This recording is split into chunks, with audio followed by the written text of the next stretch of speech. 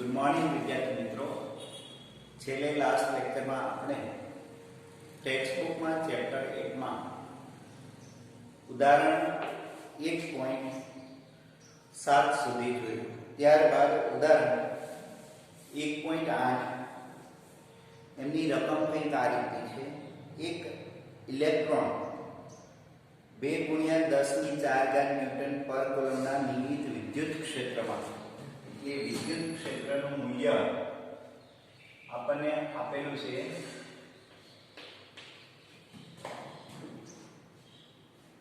વિદ્યુત ક્ષેત્ર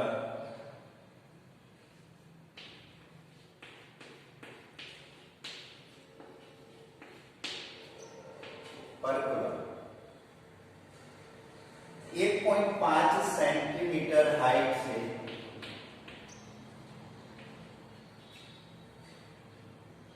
અંતરનું પતન પામે છે. ક્ષેત્રનું માપન અચળ રાખી તેની દિશા ઉલટાવવામાં આવે છે અને તેમાં એક પ્રોટોન તેટલું જ અંતર કાપે છે. ત્યારે બંને ગુરુત્વાકર્ષણની અસરથી મુક્ત છે. ત્યાં ગુરુત્વાકર્ષણ લાગતો નથી, માત્ર વિદ્યુત ક્ષેત્ર જ લાગે છે. તો સાથેનો તફાવત જણાવો. કે છે કે ગુરુત્વાકર્ષણ બળ, ગુરુત્વ પ્રવેગ અને વિદ્યુત ક્ષેત્રમાં ત્યારે ઉત્પન્ન થતો પ્રવેગ, એની ચર્ચા કરો.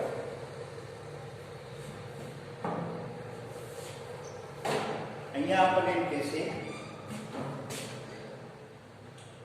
એક આવી રીતનું આટલા વિસ્તાર પૂરતું હાઈટ h છે.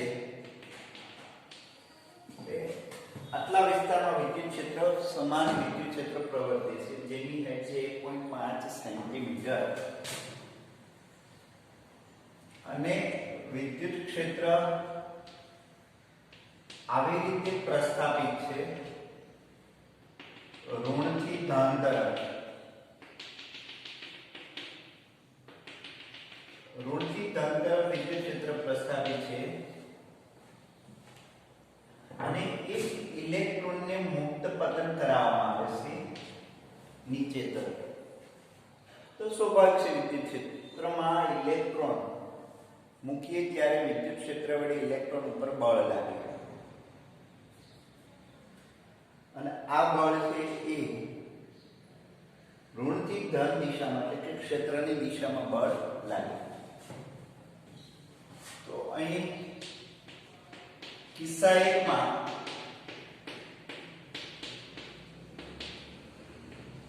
ક્ષેત્રના કારણે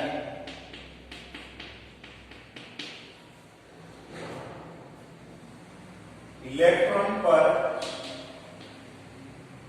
ક્ષેત્રની દિશામાં લાગતું બળ એ જે છે F ઇલેક્ટ્રોનનો વીજભાર અને વિદ્યુત ક્ષેત્ર. હવે લાગતું બળને આપણે ન્યૂટનની ગતિના બીજા નિયમ અનુસાર લખીએ તો F બરાબર ma, જ્યાં m ઇલેક્ટ્રોનનું દળ, e ઇલેક્ટ્રોનનો પ્રવેગ. આપણે ઇલેક્ટ્રોનમાં ઉત્પન્ન થતો પ્રવેગ શોધીએ તો E/m, આટલો પ્રવેગ ઇલેક્ટ્રોનનો મળશે. હવે આપણને એમ કહીએ કે ઇલેક્ટ્રોનને આટલું અંતર કાપતા કેટલો સમય લાગે. પ્રારંભમાં એની ઝડપ 0 છે. તો ધારો કે h જેટલું અંતર કાપતા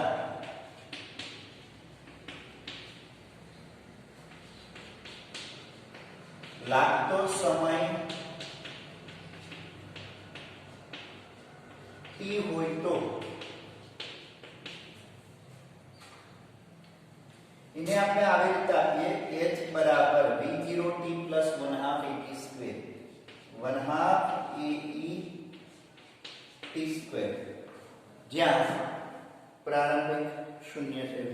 હવે સમયને કરતા બનાવ્યા આપણે તો શું મળશે? t બરાબર 2h upon ae રૂટ, જ્યાં ae ની કિંમત એડ કરીએ તો 2h me upon e. આ ઇલેક્ટ્રોન માટે લાગતો સમય છે વિદ્યાર્થી મિત્રો. ઇલેક્ટ્રોનને મુક્ત પતન કરાવતા આટલું અંતર કાપતા લાગતો સમય, એમાં કિંમત એડ કરીએ, બધી જ કિંમત મૂકતા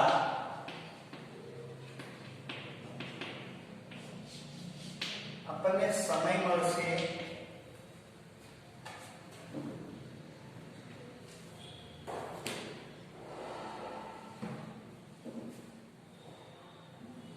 2.9 ગુણ્યા 10⁻⁹ સેકન્ડ એટલે 2.9 નેનો સેકન્ડ ઇલેક્ટ્રોન માટે આટલો સમય લાગે. અહીંયા h 1.5 ગુણ્યા 10⁻² મીટર એમ ઇલેક્ટ્રોનનું દળ 9.11 × 10⁻31. વિદ્યુત ક્ષેત્ર આપણને આપેલું છે 2 ગુણ્યા 10⁴ અને E તો કે વીજભાર 1.6 ગુણ્યા 10⁻19. એ કિંમત મૂકીએ, રૂટ કાઢીએ એટલે આપણને જવાબ મળી જાય છે. હવે કિસ્સો 2,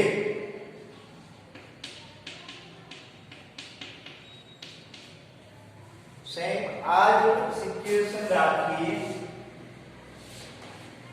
અને વિદ્યુત ક્ષેત્રની દિશા ઉલટાવવામાં આવે. કે ઉપર પ્લસ અને માઈનસ નીચે કરી નાખીએ અને વિદ્યુત ક્ષેત્ર આવી રીતે રાખીએ.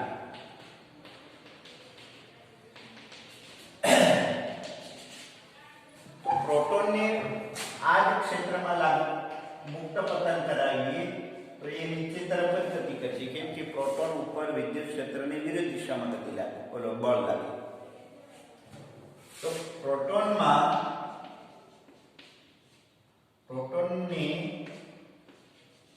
મુક્ત પતન કરાવતા લાગતો સમય આ જ સમીકરણનો ઉપયોગ કરીએ આપણે. તો કે Tp બરાબર √2h અહીંયા એમ p મળશે, પ્રોટોનનો દળ E. એટલે અહીંયા આપણને આમાં h નું મૂલ્ય અચળ રહેશે, જે પહેલા હતું એ જ રહેશે, માત્ર દળનું મૂલ્ય બદલાશે. 1.67 અને વીજભારનું મૂલ્ય, વિદ્યુત ક્ષેત્રનું મૂલ્ય કિંમત એડ કરીએ તો આપણને મળશે, પ્રોટોન માટે સમય મળશે 1.9 10⁻12. એક જ મિનિટ. 1.3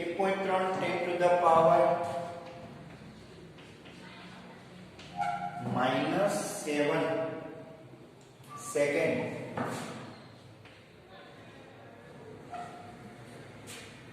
જો આમ લખીએ તો લખી શકાય 13 માઇક્રોસેકન્ડ જેટલો સમય લાગે. એનો મતલબ એમ છે કે પ્રોટોન માટે વધુ સમય લાગશે, ઇલેક્ટ્રોન માટે ઓછો સમય લાગે. સમય છે પાર્ટિકલના દળના સમપ્રમાણમાં. હવે જો આપણે પ્રવેગની ચર્ચા કરીએ તો વિદ્યાર્થી મિત્રો, કોનો પ્રવેગ વધારે હોય? તો પ્રવેગ માટે શું સમીકરણ?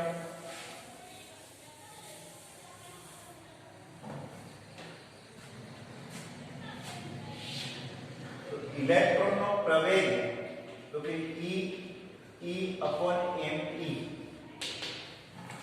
તો એમાં કિંમત આપણે મૂકીએ તો ઇલેક્ટ્રોનનો પ્રવેગ આપણને મળશે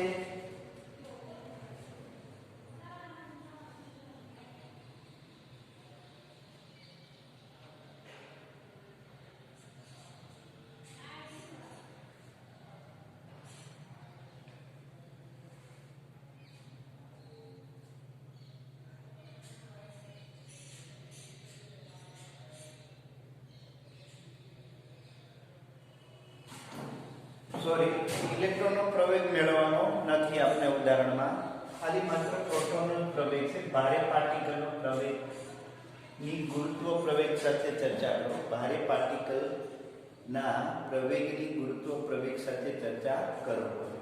તો આમાં કિંમત મૂકીએ તો એનું મૂલ્ય મળશે 1.9 ગુણ્યા 10⁻⁴ મીટર પર સેકન્ડ સ્ક્વેર. તો અહીંયા એનો મતલબ એવું છે કે ગુરુત્વ પ્રવેગ કરતાં ઘણો બધો વધારે છે. ગુરુત્વ પ્રવેગ 9.8 મીટર પર સેકન્ડ સ્ક્વેર હોય અને અહીંયા તો 1.9 ગુણ્યા 10⁻⁴ મીટર પર સેકન્ડ સ્ક્વેર, એટલે ઘણો બધો પ્રવેગ મળે છે. બીજું એક ખાસ ધ્યાનમાં રાખવાનું એ છે, ગુરુત્વ પ્રવેગ છે એ પદાર્થના દળ પર આધારિત નથી. જ્યારે વિદ્યુત બળના કારણે ઉત્પન્ન થતું પ્રવેગ એ દળ ઉપર આધારિત છે. દળ જેમ વધશે તેમ પ્રવેગ ઘટશે. ઇલેક્ટ્રોનનો પ્રવેગ આના કરતા પણ વધુ મળે, કેમ કે એમનું દળ ઓછું હોય છે એટલા માટે. તો આના ઉપરથી એવું કહી શકાય કે વિદ્યુત ક્ષેત્ર છે ગુરુત્વ ક્ષેત્ર કરતાં વધુ પ્રબળ છે, માટે એમના પ્રવેગોના મૂલ્યો વધારે મળે છે. અહીંયા એક ચર્ચા કરીએ તો કહી શકાય કે ગુરુત્વાકર્ષણ ક્ષેત્રમાં કોઈ પણ પદાર્થને આપણે મુક્ત પતન કરાવીએ, સમાન અંતર કાપવું હોય ત્યારે લાગતો સમય સમાન હોય છે ગુરુત્વાકર્ષણ બળમાં, જે દળ ઉપર આધારિત નથી ગુરુત્વ પ્રવેગ માટે. જ્યારે વિદ્યુત ક્ષેત્રમાં સમય દળ ઉપર આધારિત છે. ફરીવાર કોઈ ધ્યાન આપીએ, સમાન ઊંચાઈએ અલગ અલગ દળના પદાર્થને આપણે મુક્ત પતન કરાવીએ તો બધાને સરખો સમય લાગે નીચે આવતા, અવરોધક બળને અવગણતા, જે દળ ઉપર આધારિત નથી. જ્યારે વિદ્યુત ક્ષેત્રમાં એ દળ ઉપર આધારિત મળે છે. તો આ તો ઉદાહરણ 8 વિદ્યાર્થી મિત્રો. ત્યારબાદ આપણે ઉદાહરણ તરફ જઈએ. 1.9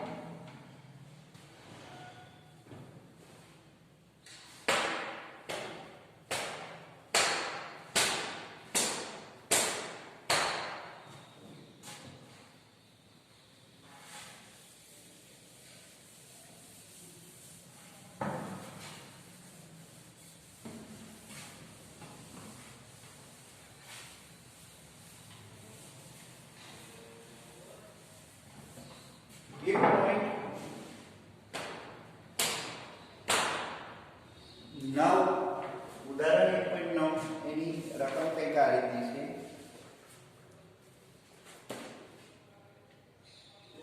10⁻³ કુલમ અને -8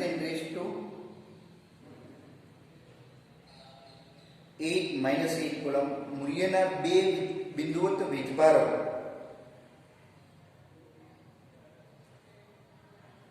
Q1 અને Q2 એકબીજાથી 0.1 મીટર અંતરે મૂકેલા છે. આકૃતિમાં એક દર્શાવ્યા પ્રમાણે A, B, C બિંદુઓ પર વિદ્યુત ક્ષેત્ર ગણો. અહીંયા આપણને બે વીજભારો આપેલા છે.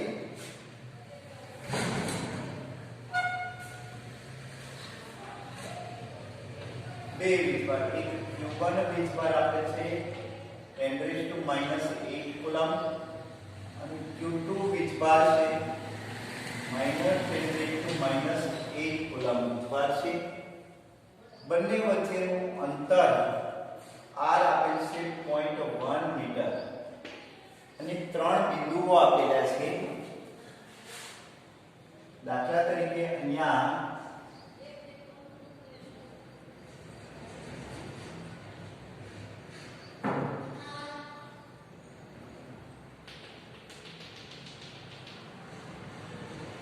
Q1 વીજ ભાર, Q2 વીજ ભાર.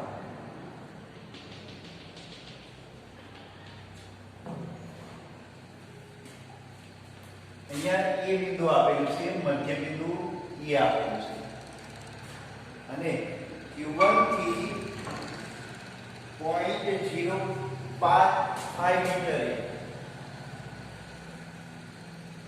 આ અંતર જે છે 0.05 મીટર, આ અંતર પણ 0.05 મીટર થશે કેમ કે બે વચ્ચેનું અંતર છે એ 0.1 છે.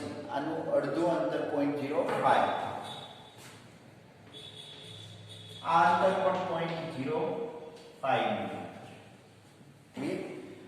અને અહીંયા જે કઈ બિંદુ છે એ બી બિંદુ છે, એ બિંદુ આ બી બિંદુ. અહીંયા વીજભાર છે આ -10⁻⁸ એટલે ઋણ વીજભાર છે, 10⁻⁸ એટલે ધન વીજભાર. હવે એક બિંદુ સી અહીંયા આપેલું છે જેનું મૂલ્ય 0.1 મીટર અને અહીંયા પણ અંતર છે 0.1 મીટર. તો અહીંયા આપણને એ બિંદુ, બી બિંદુ અને સી બિંદુ પાસે આ બંને વીજભારના કારણે ઉત્પન્ન થતું વિદ્યુત ક્ષેત્ર શોધવાનું કીધેલું છે. તો પહેલું આપણે એક લઈએ, અહીંયા આકૃતિમાં જોઈએ Q1 વીજભાર ધન વીજભાર છે. આ ધન વીજભાર વડે એ બિંદુએ વિદ્યુત ક્ષેત્ર એ આ દિશામાં મળશે.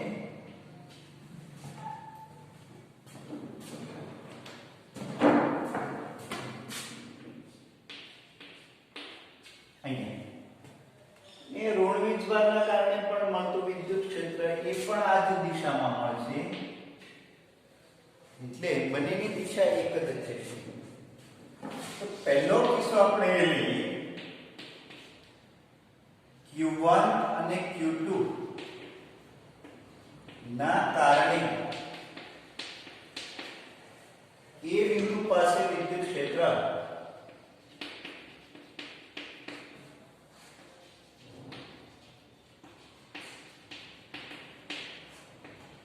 E1A અને E1 E2A બંનેના મૂલ્યો સમાન હશે કારણ કે બેનું અંતર કેવું છે? સરખું છે. બંનેના મૂલ્યો સમાન હશે અને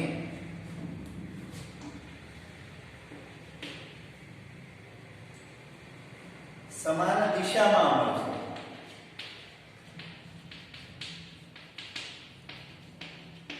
આથી પરિણામી એ બિંદુ પાસે વિદ્યુત ક્ષેત્ર જો લેવા જઈએ તો બંને દિશા સમાન છે એટલે સરવાળો થશે. E1A પ્લસ E2A બંનેના મૂલ્યો સમાન છે. હવે વીજભારનું વિદ્યુત ક્ષેત્રનું મૂલ્ય કઈ રીતે આપણે આપીએ છીએ વિદ્યાર્થી મિત્રો? તો બિંદુવત વીજભારનું વિદ્યુત ક્ષેત્ર એટલે KQ/R². તો અહીંયા બેનું મૂલ્ય સમાન છે એટલે 2KQ બે વીજભારનું મૂલ્ય લેવાનું છે. બંને વીજભારના મૂલ્યો સમાન છે, વિરુદ્ધ છે ખાસ જોવાનું નથી આપણે. /R² પ્રમાણે લઈએ તો 2 × 9 × 10⁻⁹ × 10⁻⁻8 વીજભારનું મૂલ્ય /R², 0.05 એટલે 5 નો વર્ગ લઈએ 25 × 10⁻⁴. ક્લિયર? તો ઈ મૂલ્ય મળશે આપણને EA એ બિંદુ પાસે મૂલ્ય મળશે 7.2 × 10⁴. 7.2 × 10⁴ ન્યૂટન પર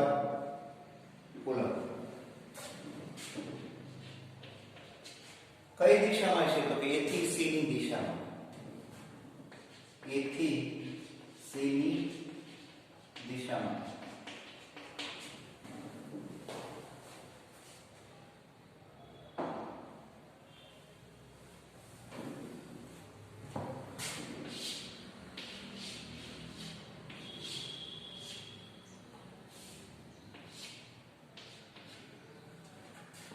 ત્યારબાદ વિદ્યાર્થી મિત્રો બી બિંદુ પાસે વિદ્યુત ક્ષેત્ર મેળવવાનું છે આપણે. તો બી બિંદુ પાસે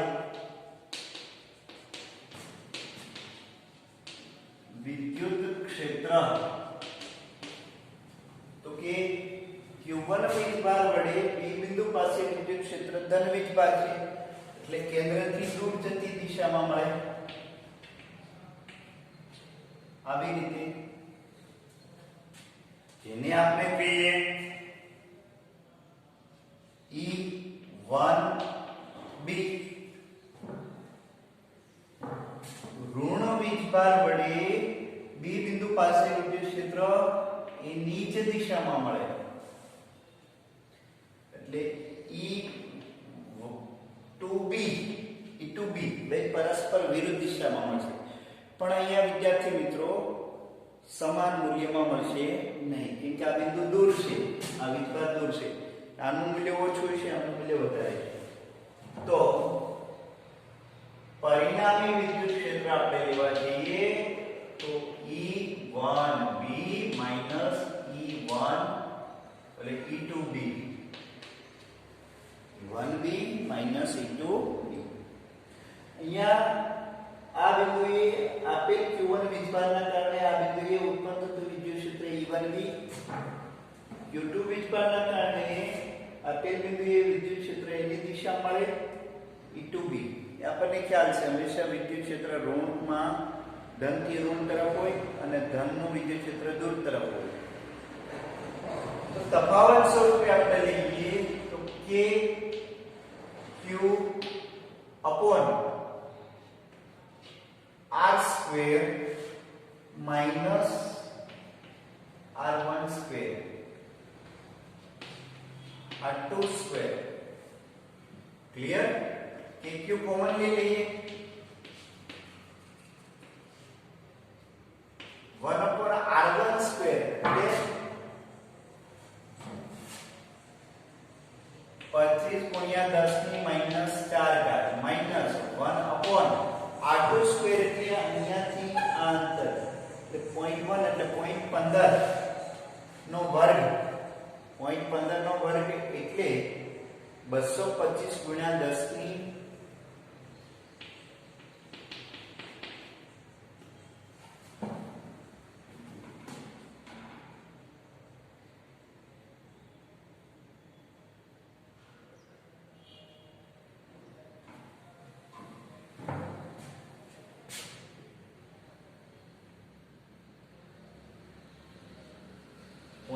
.15 ગુણ્યા 0.15 એટલે 15 ગુણ્યા 15 એટલે 225 0.25 આવશે આ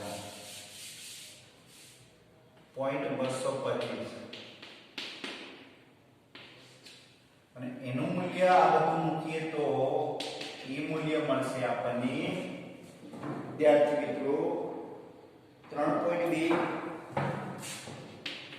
ગુણ્યા 10 ની માઈનસ સોરી 3.2 ગુણ્યા 10 ની 4 ઘાત ન્યૂટન પર કુલમ.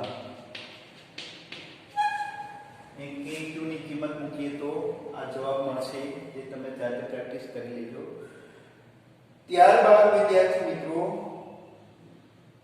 આ મૂલ્ય વધારે છે આના કરતા. હવે C બિંદુ પાસે વિદ્યુત ક્ષેત્ર આપણે મેળવીએ તો 3 C બિંદુ પાસે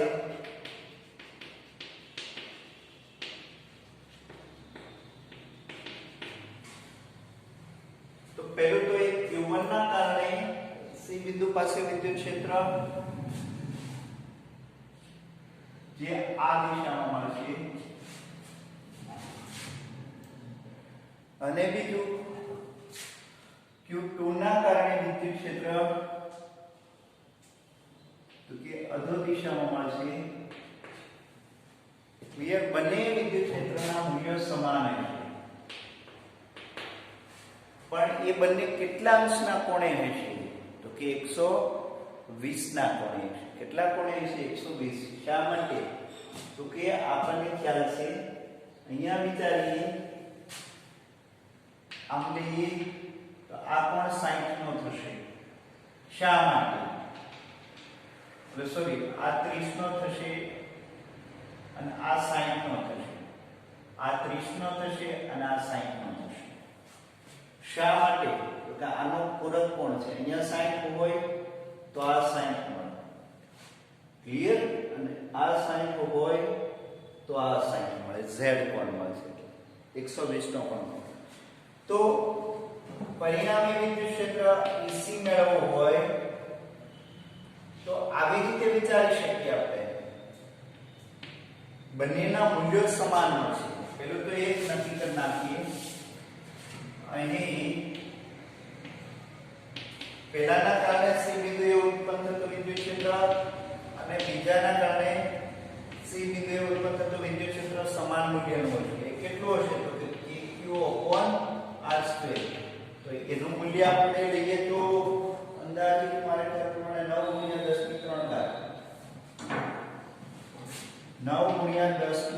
10⁻³ ન્યૂટન પર કુલમ જેટલું મળશે. બે સમાન મળશે. હવે એને જો આપણે E કહીએ, કેટલું કહીએ? E. તો પરિણામી વિદ્યુત ક્ષેત્ર મેળવવું હોય C બિંદુએ તો અંડરરૂટ પહેલું અહીંયા E1C E2C આ પરિણામી મળશે EC. તો પહેલાનો વર્ગ વત્તા બીજાનો વર્ગ વત્તા 2 ગુણ્યા પહેલું ગુણ્યા બીજું cos 120. cos 120 એટલે -1/2 વિદ્યાર્થી મિત્રો. -1/2 એટલે આવું નીકળી જાય. E² E². આ બધાનો E² થઈ જાય તો કેન્સલ થઈ જશે. તો C બિંદુએ E જેટલું જ મળશે. કેટલું મળશે? E જેટલું. એ મૂલ્ય થશે 3.2 × 10⁻⁴ ન્યૂટન પર કુલમ.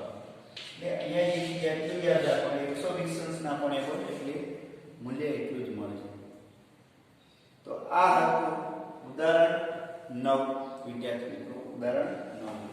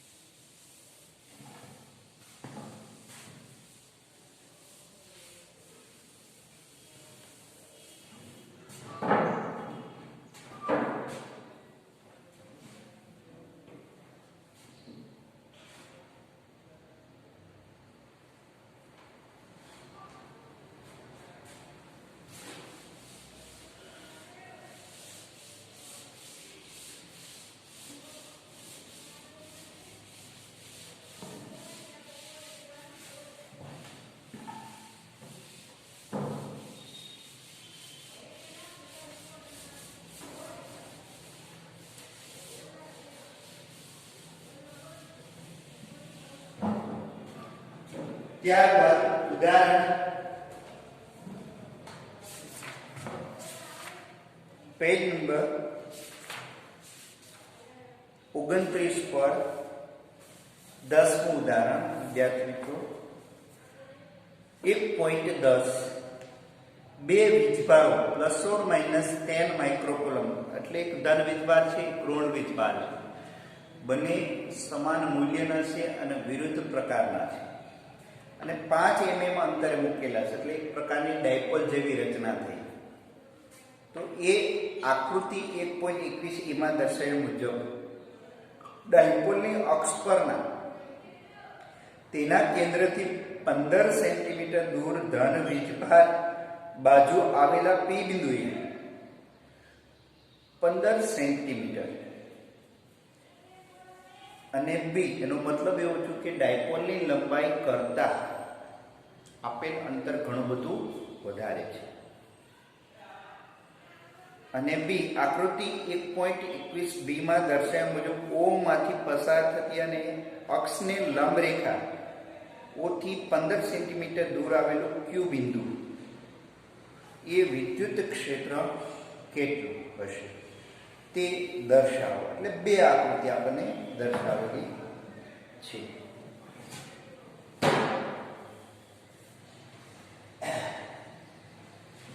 અહીંયા પહેલો કિસ્સો એ આપ્યો છે વિદ્યાર્થી મિત્રો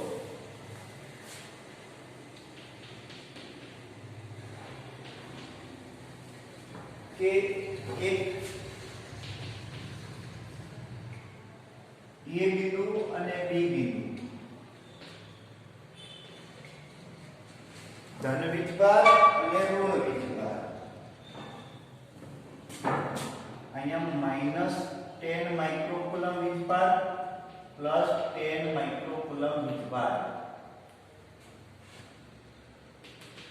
આ એની અક્ષ થાય મુખ્ય અક્ષ અને આ એનું મધ્ય બિંદુ O થી 15 સેન્ટીમીટર અંતરે આવેલું બિંદુ P પાસે વિદ્યુત ક્ષેત્ર મેળવવાનું.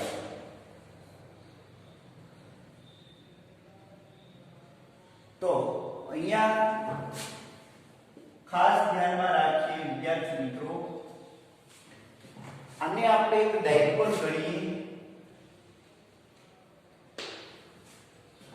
અને ડાયપોલ મોમેન્ટ ઋણ વીજભાર થી ધન વીજભારની દિશામાં, એટલે A થી P બિંદુ તરફ.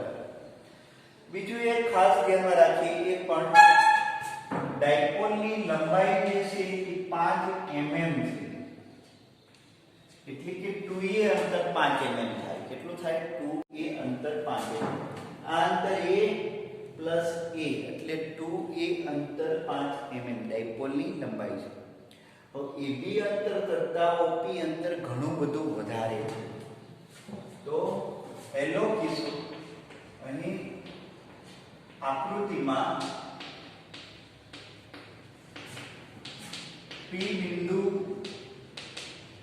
એ ડાયપોલની મુખ્ય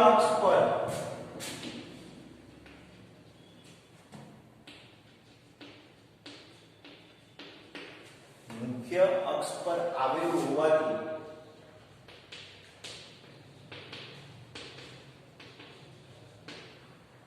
અને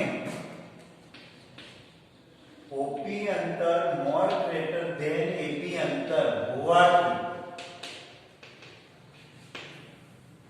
P બિંદુએ વિદ્યુત ક્ષેત્ર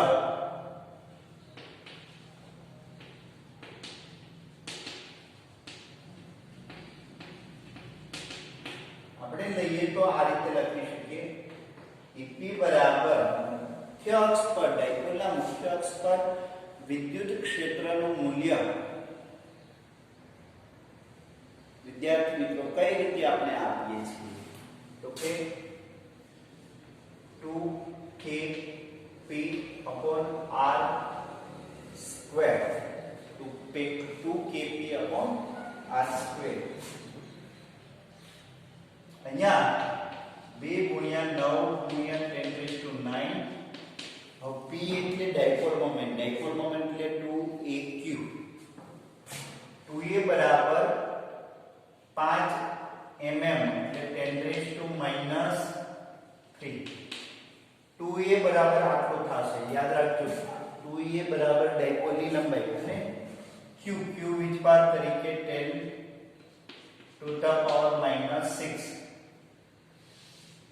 upon r square 15 15 સેન્ટીમીટર છે એટલે 0.15 મીટર અને એનો વર્ગ.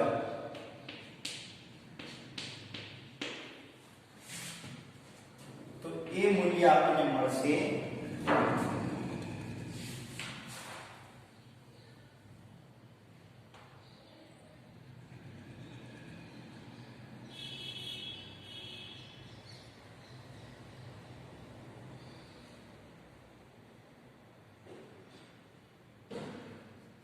2.6 ગુણ્યા 10 ની 5 ઘાત.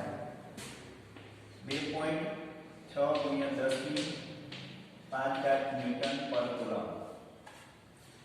બુકમાં વિદ્યાર્થી મિત્રો બે રીતે દાખલો ગણેલો આપેલ છે.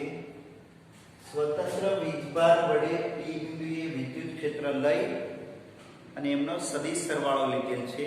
આગલા ઉદાહરણમાં આપણે ભણ્યા એ રીતે સ્વતંત્ર વીજભાર વડે P બિંદુએ ઉત્પન્ન થતું વિદ્યુત ક્ષેત્ર લઈ અને પરિણામી વિદ્યુત ક્ષેત્રનું મૂલ્ય મેળવેલું, પણ એ મૂલ્ય અને આ મૂલ્ય બંને સમાન મળે છે.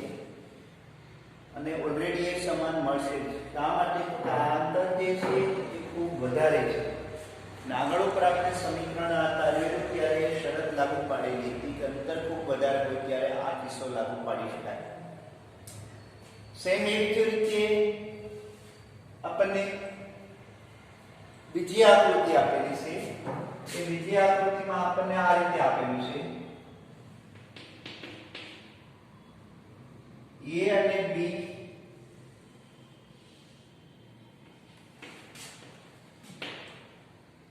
અને આ એનું મધ્ય બિંદુ માંથી પસાર થતી અને મુખ્ય અક્ષને લંબ એટલે વિષુવ અક્ષ થાય. વિષુવ અક્ષ પર કેટલા અંતરે આપેલું છે? હા, એ પણ વિષુવ અક્ષ પર Q બિંદુ આવેલું છે. એ પણ એટલા જ અંતરે છે, 15 સેન્ટીમીટર અંતરે વિદ્યુત ક્ષેત્ર મેળવો. અહીંયા -10 માઇક્રોકુલમ અને +10 માઇક્રોકુલમ. આમના કારણે અહીંયા વિદ્યુત ક્ષેત્ર આ દિશામાં મળશે અને માઈનસના કારણે વિદ્યુત ક્ષેત્ર આ દિશામાં મળે. બે સમાન મૂલ્ય થશે કે અંતરની દ્રષ્ટિએ વિચારીએ તો પરિણામી વિદ્યુત ક્ષેત્ર આપણે આ રીતે મળશે.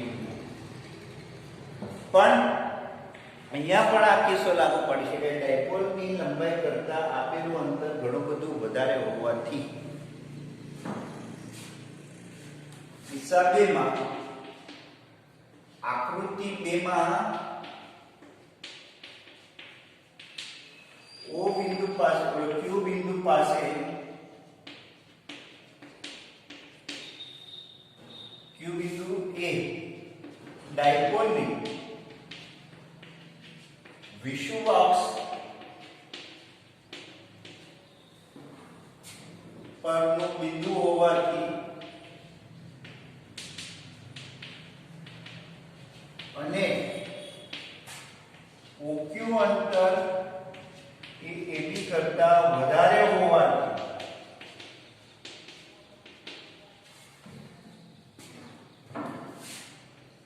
OQ પાસે પરિણામી વિદ્યુત ક્ષેત્ર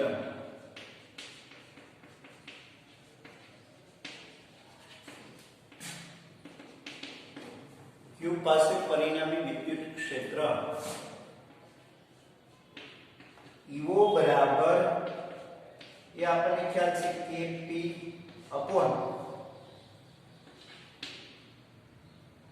સોરી અહીંયા r2 ને r3 આવશે વિદ્યાર્થી મિત્રો. r3 કેમ કે ડાયપોલનું વિદ્યુત ક્ષેત્ર અંતરના ઘનના વ્યસ્ત પ્રમાણમાં હોય તો અહીંયા પણ r3 લઈશું અને ઋણ નિશાની એટલે કે ડાયપોલ મોમેન્ટની વિરુદ્ધ દિશામાં મળશે. 9 × 10⁹ એટલે કે આના કરતા અડધું મળી ગયા છે. કેટલું મળશે? તો કે અડધું, કેમ કે અંતર સમાન છે એટલે 5 × 10⁻³ × 10 10⁻⁶ અને 0.15 નો ઘન. એનો મતલબ એવો છે કે 1.3 10 to the power 5 ન્યૂટન પર કુલમ જેટલું મળશે. જો આટલું વિદ્યુત ક્ષેત્ર આપણે O બિંદુ Q બિંદુ પાસે મળે. અહીંયા 33 લઈશું, 66. તો આ રીતે ટેક્સ્ટ બુકમાં વિદ્યાર્થી મિત્રો બે સ્વતંત્ર વીજભાર વડે O બિંદુ પાસે વિદ્યુત ક્ષેત્ર લઈ અને પરિણામી વિદ્યુત ક્ષેત્ર મેળવવું અને પછી આ મેથડ અપનાવી છે અને આપને એ દર્શાવે છે કે બંને મૂલ્યો સમાન છે. તો આપણે તૈયાર કરવાનું થાય તો વિદ્યાર્થી મિત્રો આ રીતે તૈયાર કરવાનું રહેશે. બરોબર? એટલે શોર્ટ દાખલો થઈ જશે. બુકમાં ઘણી બધી લાંબી ગણતરી આપેલી છે જે આપણે દર્શાવશું નહીં. હવે ઉદાહરણ આપણે જોઈએ તો 1.11 તરફથી